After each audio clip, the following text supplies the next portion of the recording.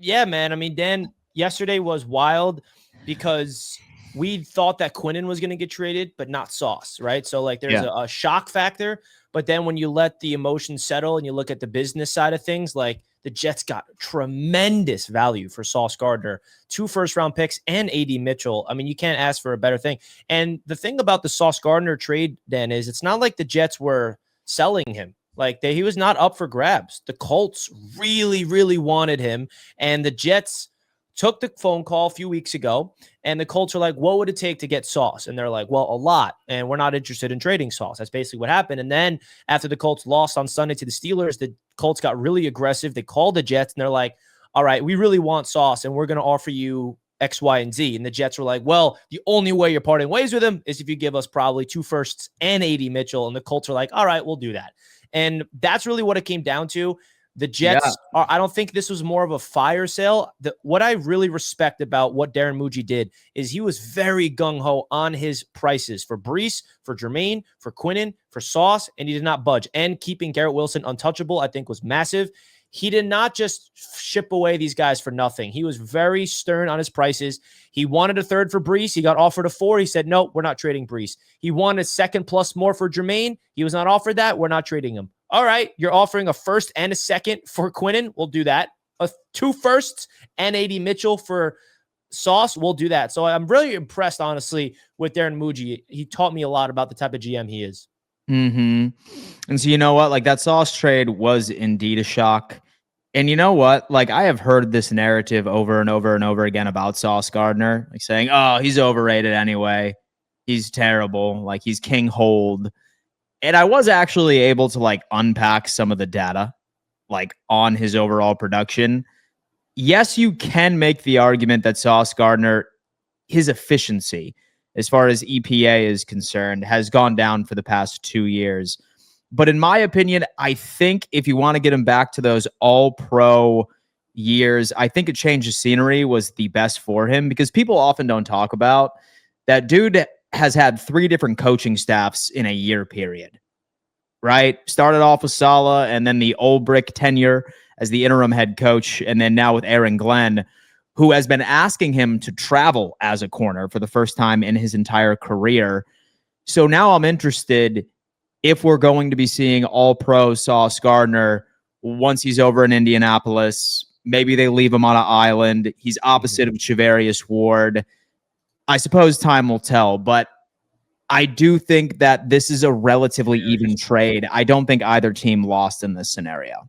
Yeah, I agree. I think that the Colts won as well. I think that they're aggressive. They feel like they have a chance to win right now. They needed help at corner, and boy, did they get arguably one of the best in football. And the system they run there, Dan, is exactly what Sauce thrived in. It's a very similar system to Robert Saleh.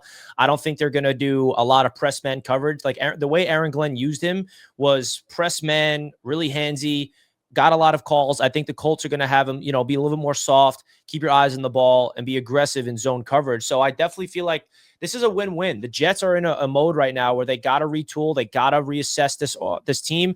And another thing that the Jets did, right? We extended Sauce in the offseason, but what Darren Muji said, our GM, is when they made that contract extension, they made sure it was tradable. While they extended Sauce, they made sure when we give you this extension, it is a tradable contract. And they're obviously forward thinking there. And now you look at what the Jets did. They extended him and they extracted 2 firsts and A.D. Mitchell. Now, A.D. Mitchell is a polarizing player. I know you're not high on him. I mean, and like the question is, like, can he be a guy like Sauce with a change? He's better than what you had past Garrett Wilson. Yeah, that's what I'm saying. The Jets are desperate. We don't have a wide receiver next to Garrett Wilson. So, like, could he be somebody that takes his opportunity and run with it with the Jets? Because he was buried on the depth chart with the Colts. So you said something interesting, because right now you're sitting on a gold mine of picks. And, of course, I follow you on Twitter. Who doesn't? It's NY Jets Media on X. Come on. It's best Jets account on the internet, all right? And you were in a conversation with somebody about, don't think that all of these picks are suggesting that we're going to be selecting a quarterback in the draft. Look at these picks as potential compensation to go out and make a trade for a veteran quarterback during this offseason. And that much I agree with you. In fact, I think that's your best possible move. I'm not high on any of these quarterbacks coming out. At one point, I was high on Lenora Sellers. His injury history scares me. He definitely had a pretty bad game a couple of weeks ago. I guess Fernando Mendoza could get it done, but I think the Jets' best option, and I think that Muji so agrees with you. I think that you're going to go out and you are actually going to test the market and attempt to find a quarterback, a veteran via a trade with all of that draft compensation. The problem with that is it's out of our control of who becomes available. Like the guys that are being rumored right now is Kyler Murray, which I don't think a lot of people would be happy about. Dak Prescott. I wouldn't. Joe Burrow is more of like I don't see the Bengals trading him. I just don't see that happening. So it's really hard to evaluate it. But I think that the Jets would be smart to do that. And then all of a sudden, look at what the Jets draft picks look like, Dan. The 2027 draft is the draft, not just for quarterbacks, but for wide receivers. It's like the generational draft. And I find it very interesting that the Jets in the Quinnen trade gets the second this year, first in 27.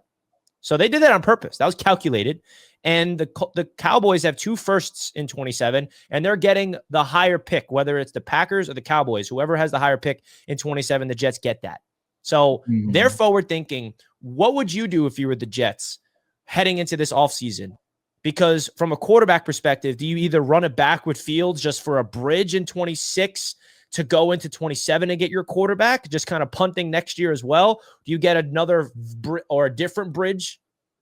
Or do you draft your guy? Like, do they try to find their franchise quarterback this offseason, or do they wait for 27 because you got a lot of more potent quarterbacks in that class?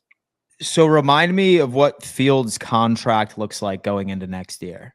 So they have $10 million on the books. It was a 2-year, $40 million contract, $30 million guaranteed. So it's a $10 million cap hit in 26. They could get out of it very easily if they wanted to. But if they want to keep him, it'll be a $10 million cap hit, which is pretty cheap for a quarterback. But obviously Fields is not playing good. So it's not, it's hard to kind of bring Fields back as a starter and saying we're going to be competitive. Say that you designate him as a post-June 1st cut. Then you would add $13 million dead, but that's money already paid to him. And so it's already gone. So what's the point? A 2027 dead cap hit of 9, but you would save $10 million if he was a post-June 1st. Say that you can convince someone to trade for him. I doubt it with that contract. I wouldn't be surprised if you do go that route. Just go on ahead, just post-June 1st, cut him, and let him hit free agency. Who knows if another team would be willing to take him on and give him a chance, and just hit free agency or like hit that trade market, right? Like a Dak Prescott would make sense. And while Kyler Murray is sort of laughable, and obviously like we need to talk about this since he was just benched by Jacoby Brissett now officially, and depending on where his contract is, he might be a pretty cheap bridge for y'all. And he might be a better bridge, in my opinion, than Justin Fields. Yeah, he is a more accurate version of Fields. Like, he's got the mobility, he's got the athleticism, can run, and a way better a thrower. But I just don't look at Kyler as a face of a franchise, like future guy that can win a Super Bowl with. No. I will take Kyler if it was a cheap and be a bridge to draft the quarterback. Absolutely. And you look at the cap space for the Jets. Look at this. I mean, the Jets got $94 million in 26, and then it balloons up to 209 and 255 million in 27, 28. They reset the books. But going back into the trades, the Sauce Gardner trade is one thing, but then that Quinnen trade, I am shocked at the value that they got for Quinnen Williams. Getting a first and a second and Mozzie Smith, who again, Smith is not a guy that I'm excited about from a player wise. But to get a first and a second for Quinnen, I thought the Jets would be lucky to just get a first and that's it. But it was a first and a second. And there was rumors, as James Palmer told us yesterday, that there was a player for player trade on the table. And now everyone's speculating who that was. Like, what team was it that was trying to trade for Quinnen that was going to be a player for player swap? What team was it? What player was it? We'll never know. But it ends up being the Cowboys, a first and a second the Jets get for Quinnen Williams. And he has a contract situation going on, right? He's guaranteed money runs out. The Cowboys are going to have to pay him, whereas Sauce's contract is locked up. The Colts still going to worry about that.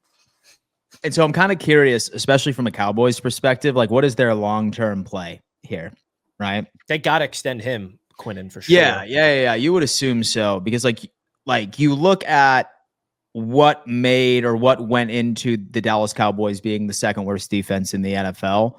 I think a lot of it had to do with stopping the run. Surprisingly enough, with pressure, was dead set in the middle. Say that Micah Parsons was back on, like maybe they might have seen some improvements. But Logan Wilson, then Quinnen Williams, one would assume that that's going to see a significant improvement right within their run defense in general, right? Secondary is still a bit of a concern, but now I'm looking at the dynamic because like you saw Jones get all sort of light-footed when it came into paying Micah Parsons. And without him walking away from Micah Parsons, he would not have been able to bring this guy in to the New York Jets, to the Dallas Cowboys. He would not have been able to get Logan Wilson. He would not have been able to get Kenny Clark. So I think when you look at it, now I'm not so mad at Jerry Jones for trading Micah Parsons to the Green Bay Packers because look at what he was able to acquire. Yeah, I agree. And I got to say this, there's way too much disrespect going on. Like this grade for the Cowboys being an F. Yeah, it's crazy. Yeah. Like, I don't agree with that. Wow. I'm not sitting here like, yeah, the Jets won the trade. Like Quinnen is a very good football player. Mozzie Smith stinks. All right. So it's more about the draft picks the Jets got. I love, like, if Smith was not involved or if he is involved, he's a throw-in. I like that he's involved because he's a former first-round pick bust. The Jets got to take a swing. Now the defensive tackle position is a issue without Quinnen, of course. But Quinnen is a very good football player, 27 years old, and the Cowboys have desperately needed defensive line help. And I said it yesterday on Bleacher Report, like, Jerry Jones is going to be aggressive. And if there was a team out there that Quinnen Williams is going to go to, it's Dallas. So I called that. Yeah. And I feel like they're definitely out there making some plays. Now, I feel like Garrett Wilson being untouchable was massive. You found out that your Buffalo Bills called the Jets. Yes. And the Jets basically, according to what I saw, you know what the Jets did? They didn't even answer the phone. Yeah. Because I think the Bills called last week based off what I saw. They called the Jets last week, and the Jets said, no, we're not interested in trading Garrett. And then the Jets trade Sauce.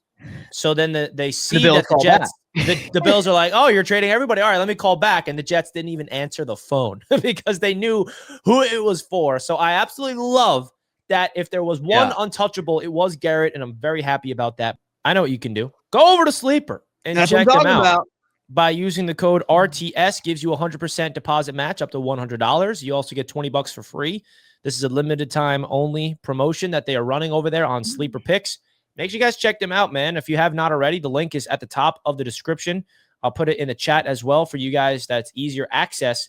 And if you guys are on Sleeper and you're winning some cash, please let us know. It's a great way to 100x your money. You could build awesome player prop bets and win some cash. You got basketball season well underway. You got Thursday Night Football tomorrow. So make sure you guys go check them out. Using the code RTS will give you all the absolute things you need. Terms and conditions apply. Legal in 25 states, excuse me. Shout out to Sleeper. Here is a link, folks. Go click on that for us and sign up today.